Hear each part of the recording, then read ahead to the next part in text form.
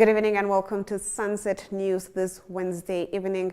As always, we bring you news, community stories, economics, weather, and sports. I am Glenora Shipura.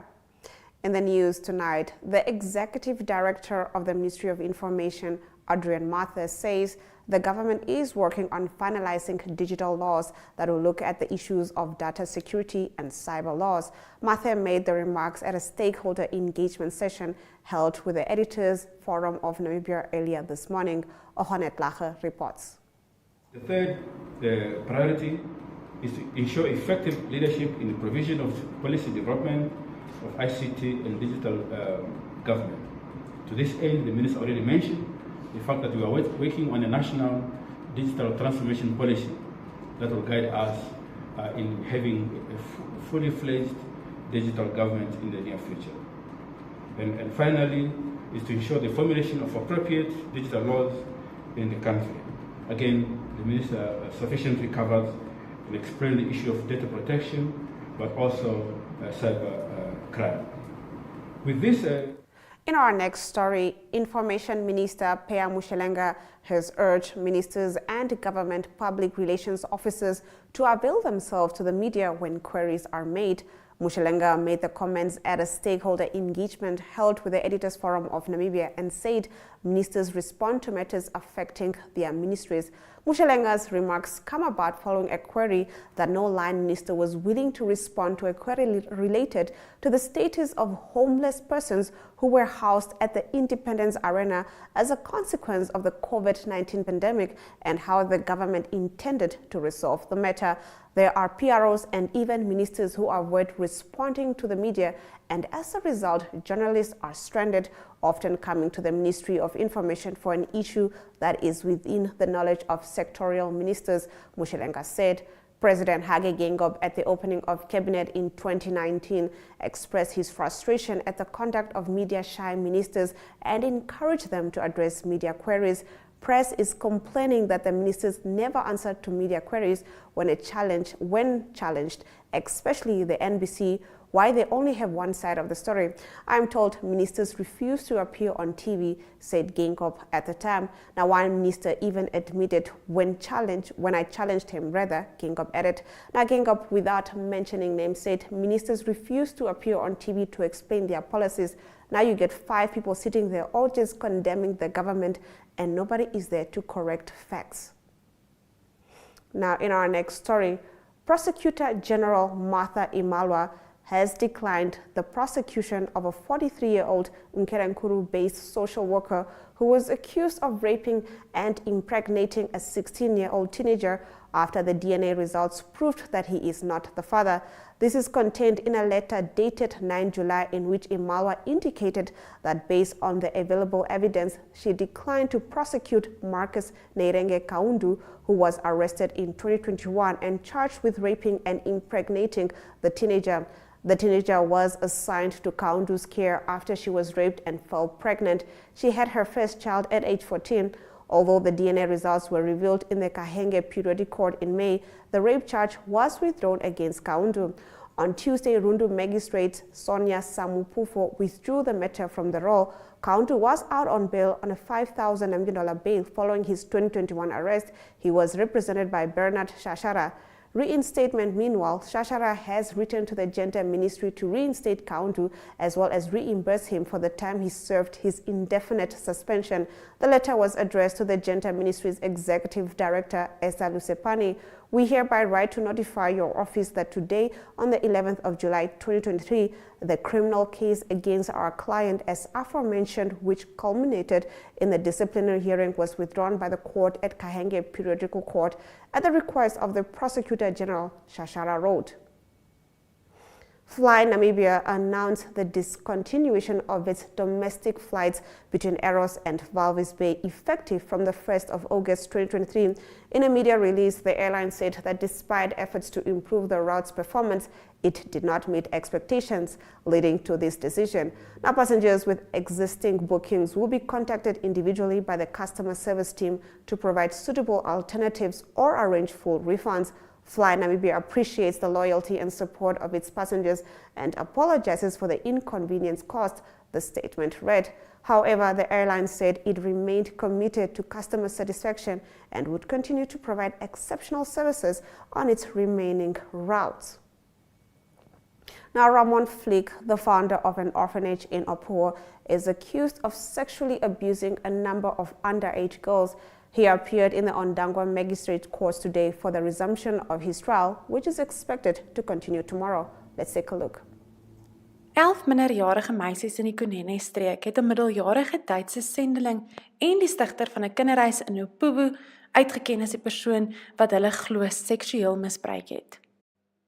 Raymond Flick se verhoor het vandag in die Ondangwa Landdroshof hervat, waar tydens een van die minderjarige slagoffers getuig het. Dit was die derde minderjarige slagoffer om getuienis af te lê in 'n kindervriendelike omgewing by die hof. Die verhoor sal na verwagting môre voortduur. Flick het 'n kinderhuis, Papa Raymond's Hope Kids, geopen wat volgens hul webtuiste 'n geregistreerde organisasie is wat skoolopleiding verskaf aan kinders in nood uit gemarginaliseerde stamme in Noord-Namibië. Die kinderhuis dien glo as 'n veilige hawe vir kinders en fokus na bewering op godsdiens. Op die kinderhuis se Facebookblad word daar na Flick verwys as Papa Raymond. Volgens die webtuiste doen Flick ook nou bedieningswerk in die tronk waar hy aangehou word. President Dr. Hage Geingob participated in the virtual SADC Organ Troika Summit Plus. We'll take a look at this on the other side of the break.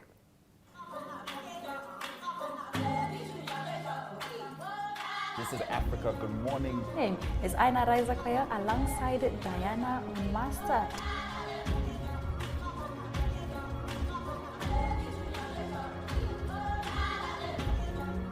In the ANC conference in December. So starting off with the cycling. Africa, good morning. Do have a lovely... Minister Monica Mchangwa has said that with the soccer, the English Premier League continued, the biggest game being... On that note, it is all our love, all our light.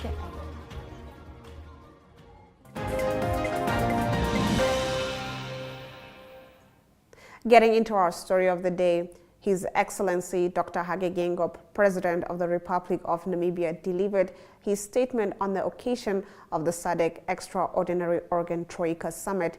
He said that our Extraordinary Organ Troika Summit plus the SADC Troika, the Force Intervention Brigade, troop contributing countries, the SADC mission in Mozambique, personnel contributing countries, and the Republic of Mozambique considered the security situation in the eastern part of the Democratic Republic of Congo and the security situation in northern province of Cabo Delgado in the Republic of Mozambique.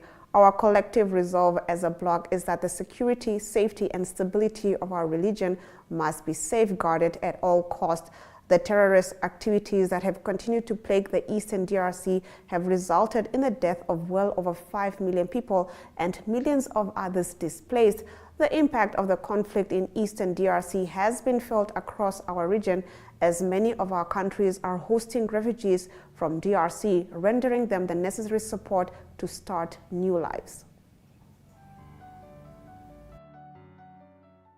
Our Extraordinary Organ Troika Summit, plus the SADC Troika, the Force Intervention Brigade troops contributing countries, the SADC mission in Mozambique, personnel contributing countries, and the Republic of Mozambique, considered the security situation in eastern part, Democratic Republic of the Congo, and the security situation in northern province of Cabo Delgado in the Republic of Mozambique. Our collective resolve as a bloc is that security, safety, and stability of our region must be safeguarded at all costs.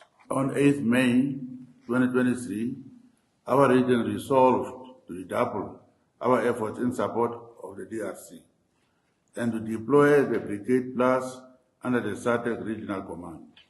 The SADC mission in DRC will be deployed by 30th September 2023, even as the DRC prepares for its national elections on 20th December 2023. Emphasis will therefore also be placed on the political and diplomatic front so that the enemies that have been plaguing DRC can come to the table and ensure a lasting solution. We thank our gallant fighters who have vowed to defend our region against all threats. We equally pay homage to those who have lost their lives in the line of duty. The relative success that has been garnered, our summit has decided to extend the SADC mission in Mozambique. We thank all relevant stakeholders and partners that have supported the Republic of Mozambique in restoring peace and stability in its northern province. Thank you very much. The National Youth Climate Change Conference, which began yesterday at the Mercure Hotel in Windhoek. We'll take a look at that on the other side of the break.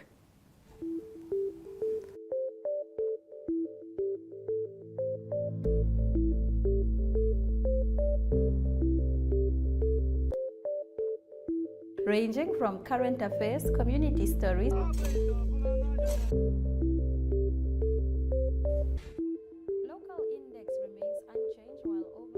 Thank you for joining the show that highlights the news-making headlines in the land of the brave and beyond.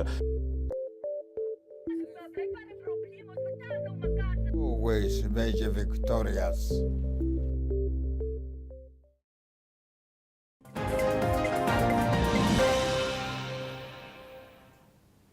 Be the change that you want to see, says Alka Bhatia of the European Union at the National Youth Climate Change Conference, which began yesterday at the Mercure Hotel in Windhoek. This conference aims to empower the youth for climate action and will conclude tomorrow. Climate change awareness and vulnerability assessments from all 14 regions will be included in the conversations. Let's take a look.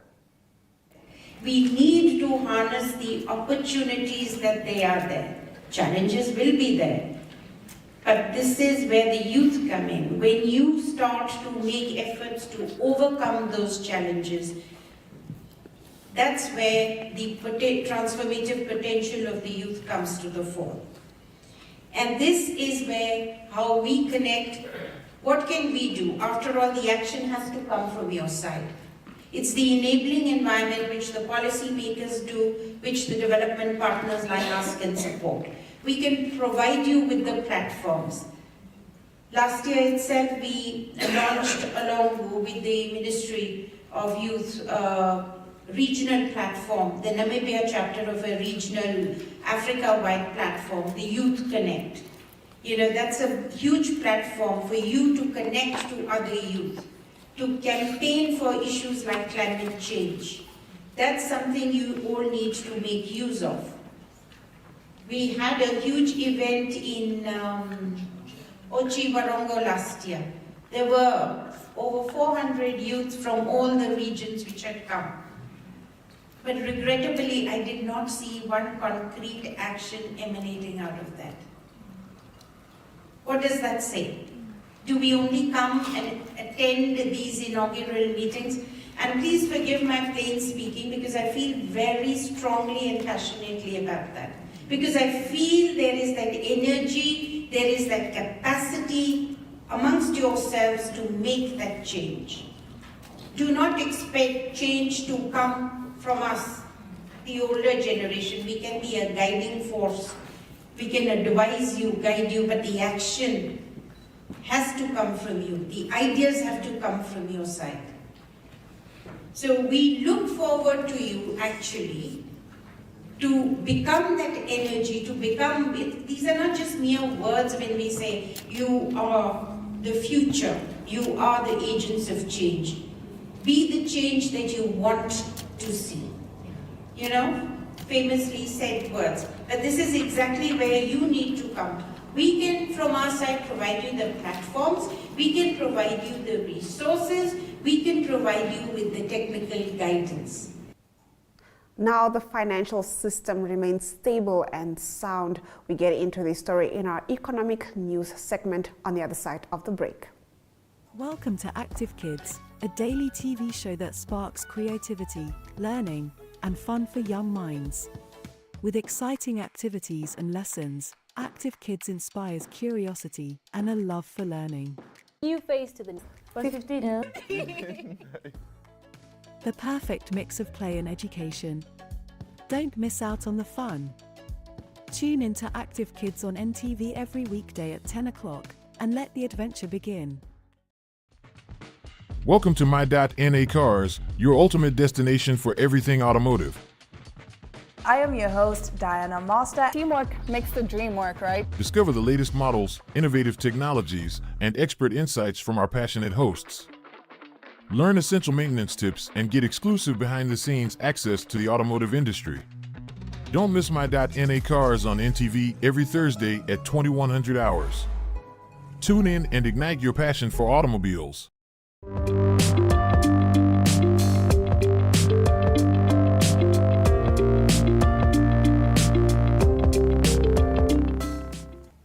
Getting into our economic news, the Namibian financial system remains stable, sound, and resilient amidst a challenging global and domestic economic environment, the Bank of Namibia said. The banking sector's balance sheet growth remains strong, reflecting an improved liquidity position and adequate capital levels.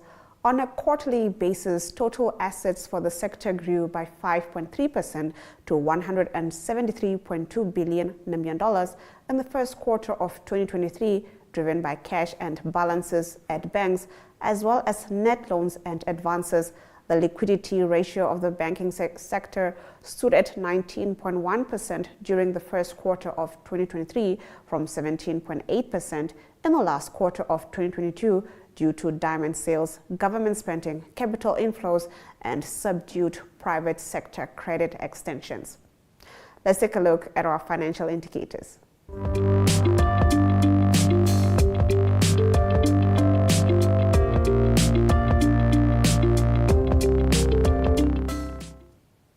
The Namibian dollar trades against the British pound at 24.25 and against the euro at 20.77, against the US dollar at 18.67, and $2.60 gets you 1 Chinese yuan. All commodities went up. Brent crude oil trading at 0.73%, going at $79.97 per barrel. In international news, the UN rights chief urges Russia to respect humanitarian law in Ukraine in a shocking report. We get into this on the other side of the break.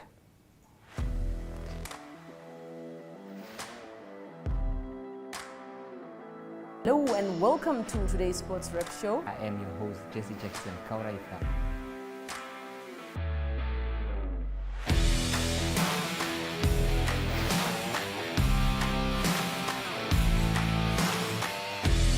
In replay, Namibia, who had won the toss for the first time on this tour. Good day everyone, time for international sports news, starting off with tennis news, both on the WTA for women's and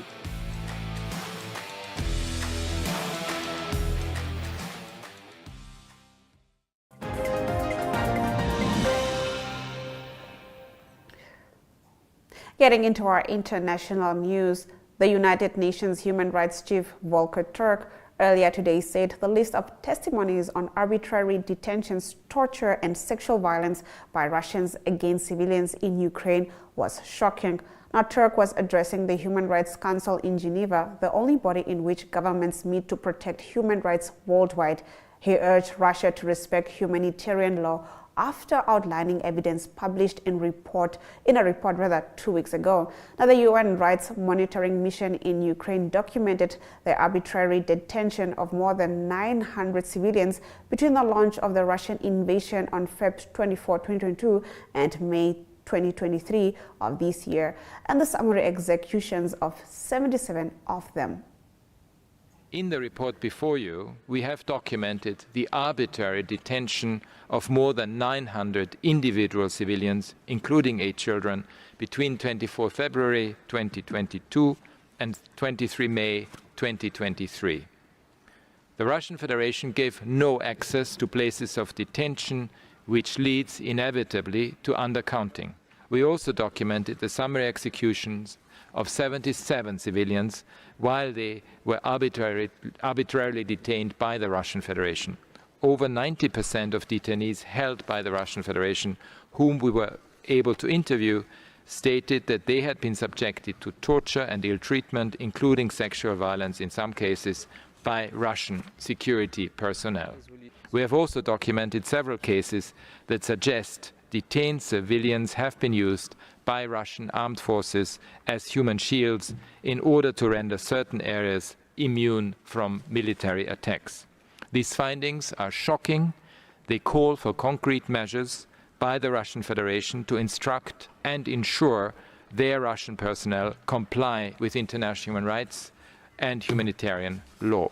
We also found that Ukrainian personnel in unofficial places of detention, or to a much less extent in official pre-trial detention facilities, engaged in torture or ill treatment, including sexual violence, mostly involving threats.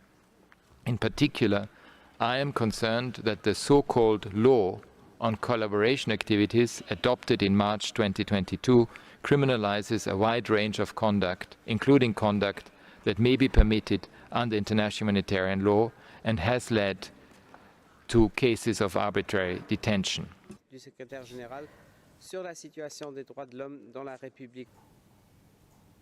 Now, stone-throwing protesters clashed with police in Kenyan cities earlier today during a second round of demonstrations in less than a week, called by the main opposition leader against a raft of tax hikes. Now, police officers fired tear gas to disperse protesters in the capital Nairobi, the port city of Mombasa, and several other towns, according to a Reuters reporters and footage aired on Kenyan television stations. Again, you see, like young guys, they were crying that they promised, Mr. President, you promised them that you are going to help them, but you didn't. Again, Mama Mboga. So we are just crying, we love you, but we are crying if you can help us.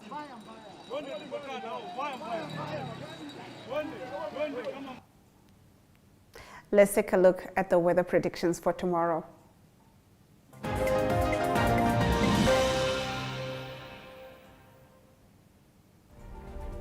In the northern regions, the maximum temperatures range from 23.4 to 26.7 degrees with clear conditions throughout the day.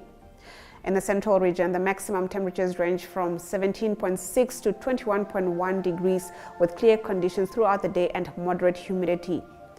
In the southern regions, the maximum temperatures range from 18.2 to 20.1 degrees Celsius with clear conditions throughout the day and moderate humidity. In the coastal regions, the maximum temperature ranges from 22.1 degrees to 28.8 degrees with clear conditions throughout the day and low humidity. We'll now head over to the sports desk, proudly brought to you by Sports Rep on the other side of the break. Welcome to Active Kids, a daily TV show that sparks creativity, learning, and fun for young minds. With exciting activities and lessons, Active Kids inspires curiosity and a love for learning. New face to the 115. The perfect mix of play and education. Don't miss out on the fun. Tune into Active Kids on NTV every weekday at 10 o'clock and let the adventure begin.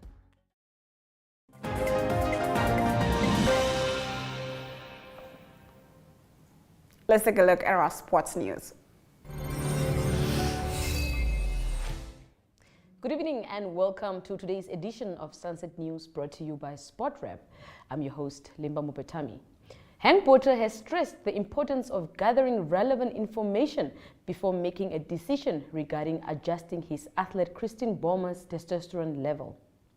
Namibia's Brave Warriors have been booted out of the COSAFA Cup after reaching a 0-0 stalemate against Botswana yesterday evening. Attention now turns to the women's senior national team, the Brave Gladiators, which will face Equatorial Guinea in tomorrow's African Women's Qualifier match set for 3 o'clock in Johannesburg, South Africa. That ends Sunset News, but no worries. We'll be back again tomorrow, same place, same time.